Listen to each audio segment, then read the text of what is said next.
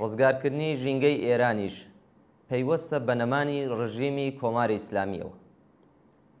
هەموو ڕۆژێک هەواڵێکی نوێ سەبارەت بە ئاگرکەوتنەوە لە گۆشەیەک لە سروشتی ئێران بڵاو دەبێتەوە. لە نێویاندا دارستانەکانی زاگرۆس لە ڕۆژاوای ئێران زۆرترین زیانیان بەرکەوتووە. ئەم سروشتە جوانە کە شوێنی ژیان و حەوانەوەی جۆرە ئاژەڵە ناوازەکانە لە ئاگری گەندەڵی و بێتوانایی و قازانجپەرستیدا دەسووتێت. لە کۆهگیلۆیە و بۆیە ڕەحمەدەوە تا سەردەشت و مەریوان ئاگری یەک لە دوای یەک بە تایبەت لە مانگە گەرمەکانی پوشپەڕ و گەلاوێژدا بووەتە ڕوتینێکی تاڵ. دارستانەکانی زاگرۆس کە بە ڕووبەری 6 ملیۆن هێکتار 40% ڕووبەری دارستانەکانی ئێران پێکدەهێنن، لە ساڵانی ڕابردوودا ڕوبەڕۆی قەیرانی ئاگرکەوتنەوەی بەردەوام بووەتەوە. ئامارەکان دەری دەخەن کە لە ماوەی 10 ساڵی ڕابردوودا نزیکەی 40% ئەم ئیکۆسیستما لە ناوچوو. لە سەرەتای ساڵی 1400 یەتاویەوە تا بێستا زیاتر لە 100 ئاگری گەورە و بچووک تەنیا لە پارێزگا سنووریەکانی وەک ئیلام، کرماشان، کوردستان و ئازەربایجانی ڕۆژاوا کەوتوتەوە کە زۆربەیان لە مانگەکانی پوشپەڕ و گەلاوێژدا ڕوویانداوە. بە وتەی چالاکانی ژینگە پارێز لە ماوەی 10 ساڵی ڕابردوودا نزیکەی 4 ملیۆن هێکتار لە کۆی نزیکەی 10 ملیۆن هێکتار لە دارستانەکانی زاگرۆس لە ئەنجامی ئاگرکەوتنەوە و هۆکارەکانی دیکەدا لە ناو چوون. لە ئێران بەگشتی یەک لە سەرسەی هەموو دارستانەکان لە سەردەمی دەسەڵاتی ڕژیم ئیسلامیدا لە ناو چوون. هاوکات لەگەڵەوەی کە پێشگرتن لە بڵاوبوونەوەی ئاگری دارستانەکان بە هیچ شێوەیەک بەجددی وەرناگیرێت، هۆکاری جۆرا و جۆری تریش کاریگەریان هەیە لە پرۆسەی لە ناوچوونی دارستانەکانی ئێران. لە نێو هەموو ئەم هۆکارانەدا فاکتۆری مرۆیی لە هەمویان بەرچاوترە. یەکێک لە گرنگترین و لە هەمان کاتدا هەستیارترین لایەنەکانی ڕۆڵی مرۆڤ لە ئاگرەکانی دارستانەکانی زاگرۆسدا بریتیە لە دەستێوەردانی ئەمنیەتی و سەربازی. پارێزگای کوردستان و ئازەربایجانی ڕۆژاوا کە بەشێکی بەرچاو لە زنجەرە چیاکانی لەخۆگرتووە بەهۆی هەڵکەوتەی سنووری و هەستیاریە ئەمنیەتیەکانیان گەلێک چالاکی سەربازی لەو ناوچانە بەڕێوە دەچێت. لە هەندێک حاڵەتدا تەنانەت ڕێکخراوی ژینگەش، ئیزنی لێکۆڵینەوە و دەسوەردان لە بابەتە پەیوەندیدارەکان بە ئاگرکەوتنەوە لە دارستانەکانی پێنەدراوە، چونکە ئەمانە بە بابەتی ئەمنی دادەنرێت.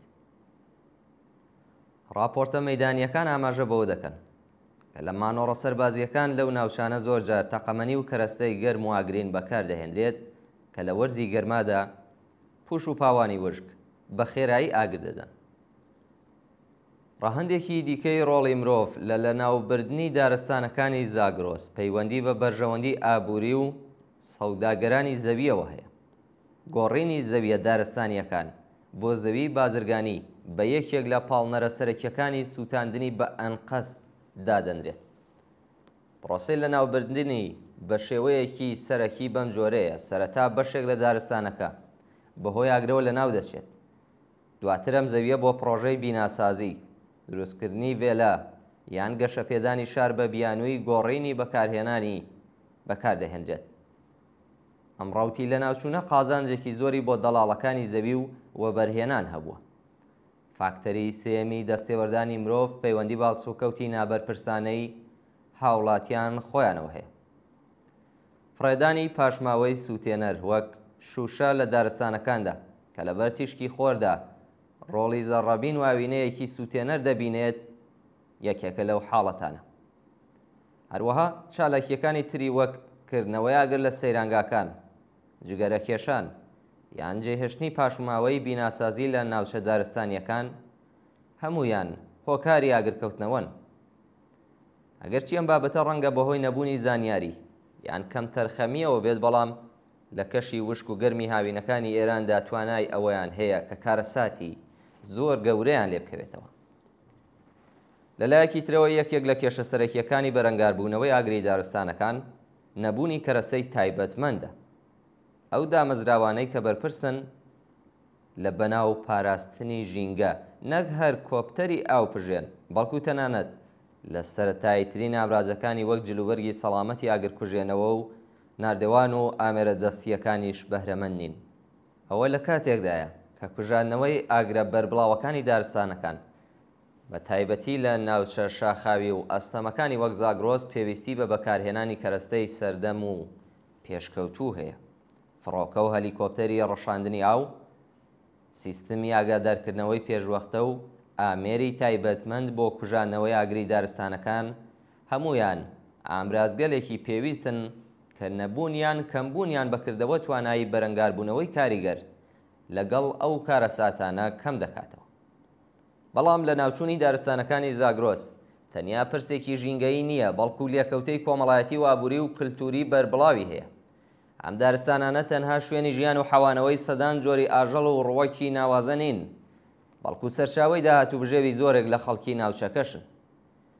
لە ناوچوونی ئەم سروشتە جوانە و ئەم لە وەرگە و شوێنی ژیان و حەوانەوەی سەدان جۆری دەگمەنی گیاندار و پەلەوەرە لەبەر چاویدا و دەستگا پانوبەرینە سەربازی و ئیداریەکانی ڕژیمدا ڕوودەدات بەبێەوەی هیچ هەنگاوێکی کاریگەر بۆ پێشگرتنی بگیرێتە بەر. تەنیا خەڵکی ناوچەکە بوون کە بەدەستی بەتاڵ و بەخستنە مەترسی ژیانی خۆیان ئەوەندەی توانیویانە دارستانەکانیان لە بڵێسەی ئاگر ڕزگار کردووە. کوژاندنەوەی ئاگری گەورە و بەربڵاو بەبێ ئامراز و کەرەستەی ئەمڕۆیی لەوانە فڕۆکە و کۆپتەری ئاوپژێن ممکن نییە. سوپای تێرۆریستی پاسداران و ئەرتەشی ڕژیمی ئیسلامی کە هەڕۆژە و لە گۆشەیەکی ئێران مانۆڕی پڕهەزینە و پڕهەراوهەریا بەڕێوە دەبن و زۆر جار خۆیان هۆکاری ئەو جۆرە ئاگرکەوتنانەوەن، تەنانەت لە پێدانی ئەو کەلوپەلانەی لە بەردەستیاندایە بۆ کوژاندنەوەی ئاگرەکە خۆ دەبوێرن. ئەوان کە بە بیستنی بچووکترین هەواڵی خۆپیشاندان یان بزوتنەوەیەکی ناڕەزایەتی بە خێرایی بۆ سەرکوتکردنی خەڵکی ناڕازی دەگەنە شوێنی ڕووداوەکە لە کاتێکدا کە ئاگر دارستان و لە وەرگەکانی ڕۆژاوای ئێران لەناو دەبات، هیچ کاردانەوەیەکیان نییە. ئەم ڕاستیانە بە شێوەیەکی گشتیەوە دەردەخەن کە ڕزگاربوونی ژینگەی ئێران لەو مەترسیەی کە لەگەڵی بەرەو ڕووە بەبێ ڕزگاربوون لە دەستی ڕژیمی کۆماری ئیسلامی ممکن نییە.